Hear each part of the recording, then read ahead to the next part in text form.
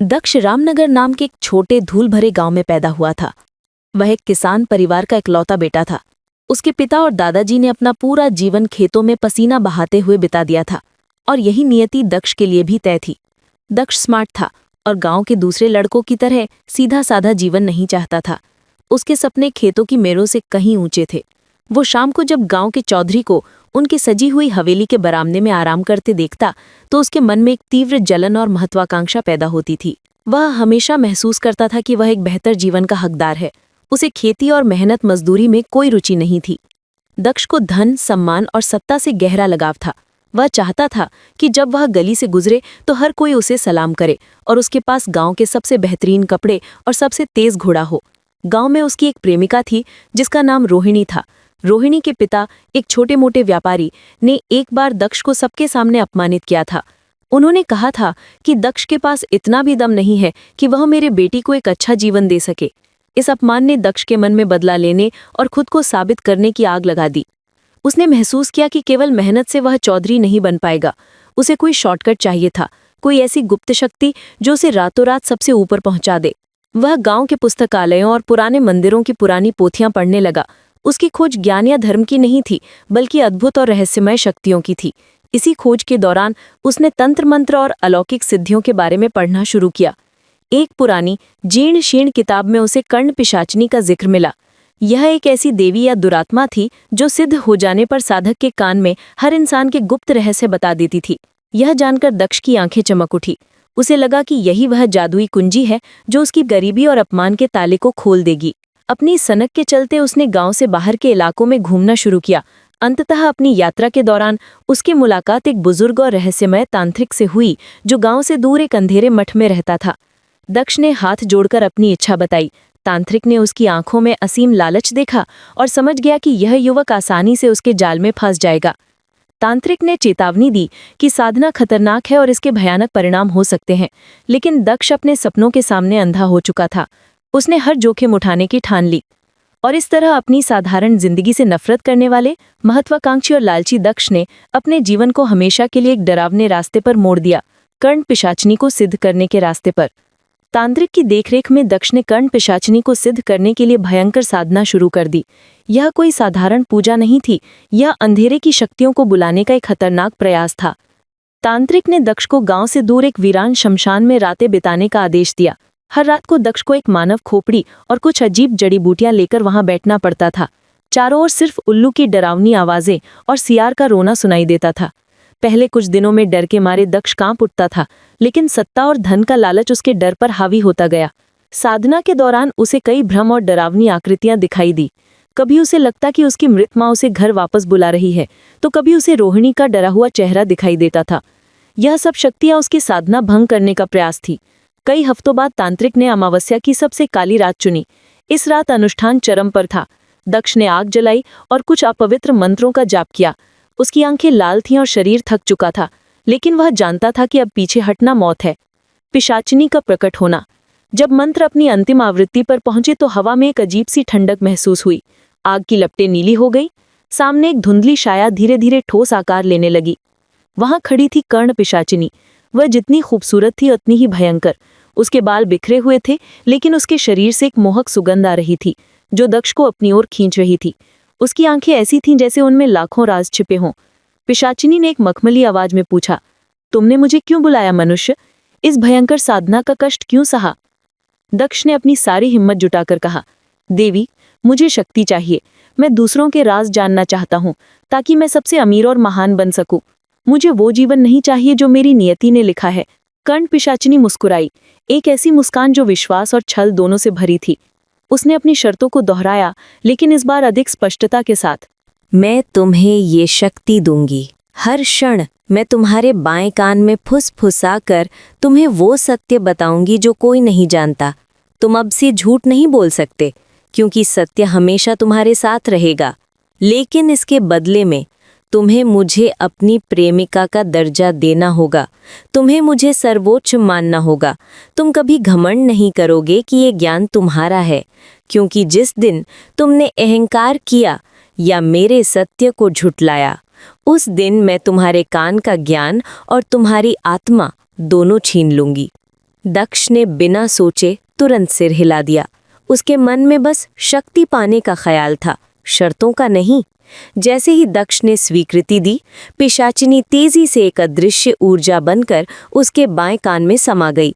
दक्ष को अपने कान में एक तेज ठंडी सहरन महसूस हुई, जिसके बाद एक अत्यंत धीमी फुसफुसाती आवाज सुनाई देने लगी। वो अब अकेला नहीं था, कर्ण पिशाचिनी हमेशा उसके साथ थी। उस रात दक्ष शमशान से शक्तिमान बनकर लौटा, लेकिन वो नहीं जानता था कि उसने शक्ति नहीं बल्कि अपने जीवन का नियंत्रण कर्ण पिशाचिनी के हाथ में सौंप दिया है। जब दक्ष गांव वापस लौटा तो वो भोला असंतुष्ट किसान का बेटा नहीं था। उसके चेहरे पर एक अजीब आत्मविश्वास और आंखों में एक खतरनाक चमक थी। उसके बाएं कान में कर्ण पिशाचिनी की शीतल फुसफुसाहट 24 घंटे मौजूद रहती थी। सबसे पहले दक्ष अपने घर गया और अपनी शक्ति को परखा। जब उसके पिता काम से लौटे तो पिशाचिनी ने फुसफुसाया, इन्होंने कल रात जमीन में अपने दादाजी के समय के चांदी के 3 सिक्के छिपाए थे, जिन्हें ये आपातकाल के लिए बचाकर रखना चाहते थे।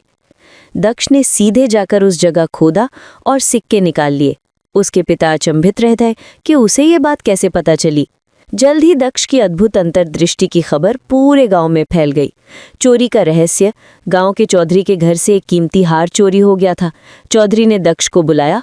पिशाचिनी ने फुसफुसाया, हार किसी बाहरी व्यक्ति ने नहीं बल्कि तुम्हारे सबसे वफादार नौकर ने चुराया है। उसने इसे पुराने बरगद के पेड़ की जड़ में छिपाया है। जब जांच हुई तो बात सच निकली। व्यापार में सफलता। दक्ष ने लोगों के व्यापार और लेन देन के बारे में ऐसी सटीक भविष्यवाणियां करनी शुरू कर दी कि लोगों ने उसे अपना सलाहकार बना लिया। वो किसी भी ग्राहक के छिपे हुए इरादों को जान लेता था और कभी धोखा नहीं खाता था। देखते ही देखते दक्ष गांव का सबसे अमीर और प्रभावशाली व्यक्ति बन गया। उसने शानदार हवेली बनवाई, महंगे कपड़े पहने और अब हर कोई उसे सिर झुकाकर प्रणाम करता था। जिन लोगों ने उसका अपमान किया था वो अब उसके दरवाजे पर खड़े रहते थे। रोहिणी के पिता अब उससे अपनी बेटी का हाथ मांगने आए, जिसे दक्ष ने अहंकार के साथ ठुकरा दिया। लेकिन इस शक्ति की एक अंधेरी कीमत थी। दक्ष कभी शांत नहीं रह पाता था। कर्ण पिशाचिनी की आवाज़ हर पल उसके साथ थी। खाना खाते समय, सोते समय और बात करते समय वो लोगों के भयानक राज सुनता रहता था और ये ज्ञान उसे अकेला बनाता जा रहा था। उसे किसी पर भरोसा नहीं रहा, क्योंकि वो जानता था कि हर चेहरे के पीछे कितना काला अतीत छिपा है। पिशाचिनी अक्सर उसे छोटे छोटे अजीबोगरीब आदेश देती थी। जाओ और आज रात उस टूटी हुई काले रंग की गुड़िया को अपने तकिए के नीचे रखो। जब वो बूढ़ा आदमी तुमसे मदद मांगे तो उसे बाएं की जगह दाएं रास्ता बताना। दक्ष को ये आदेश बेतुके लगते थे, लेकिन वो डर और शक्ति खोने के भय से हर बात मान लेता था। वो शक्तिशाली था, लेकिन वास्तव में वो पिशाचिनी का गुलाम बन चुका था।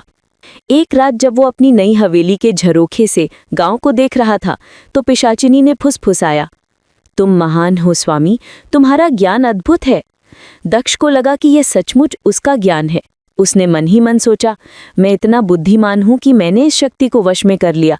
ये पिशाचिनी सिर्फ एक साधन है, मालिक तो मैं हूं। उसकी नसों में अहंकार का जहर दौड़ने लगा। ये पहला सूक्ष्म उल्लंघन था। दक्ष भूल गया था कि उसने विनम्र रहने का वचन दिया था। अगले दिन एक गरीब किसान उसके पास आया।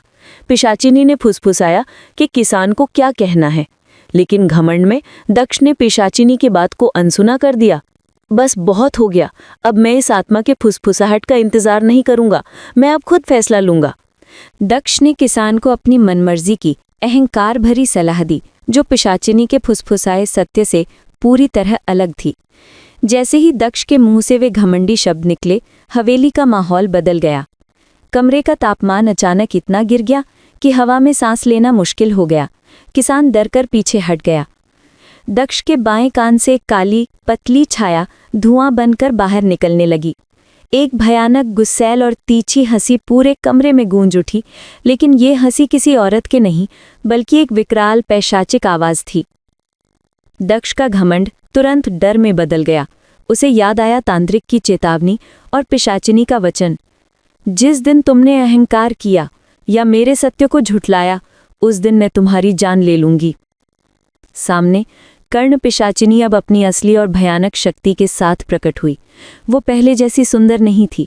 उसके बाल नागों की तरह लहरा रहे थे, उसकी आंखें आग के गोलों की तरह जल रही थीं और उसके चेहरे पर क्रोध की विकृति थी। पिशाचिनी ने गरजते हुए कहा, मूर्ख मनुष्य, तुमने मेरी शक्ति को अपनी बुद्धि समझा। तुम उस झूठ को चुनते हो जिसे मैंने तुम्हें छोड़ने के लिए कहा था। मैंने तुम्हें सब कुछ दिया और तुमने मुझे अहंकार लौटाया। तुमने मेरी प्रेमिका का अपमान किया है। अब मैं तुम्हें वो दंड दूंगी जो शक्ति के लालची हर व्यक्ति को मिलना चाहिए। दक्ष चीखा, मुझे माफ कर दो, मैं तुम्हारा दास हूं, मैं तुम्हारी हर बात मानूंगा। पर बहुत देर हो चुकी थी।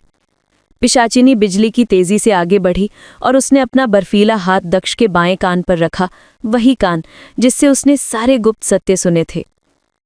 दक्ष को ऐसा महसूस हुआ जैसे किसी ने उसके दिमाग के सारे ज्ञान और उसके आत्मा की सारी ऊर्जा खींच ली हो। वो एक पल में कमजोर, खाली और असहाय हो गया। उसकी आंखों से रोशनी गायब होने लगी। पिशाचिनी ने अंतिम बार उसके कान में बहुत धीरे से लेकिन ठंडे स्वर में फुसफुसाया, तुमने सत्य को ठुकराया। अब जाओ और झूठे ज्ञान की कीमत भुगतो। अगले दिन गांव वालों ने दक्ष को उसकी हवेली के फर्श पर बेजान पाया। उसका शरीर ठंडा पड़ चुका था और उसके चेहरे पर अंतिम क्षण का भयानक डर जमा हुआ था।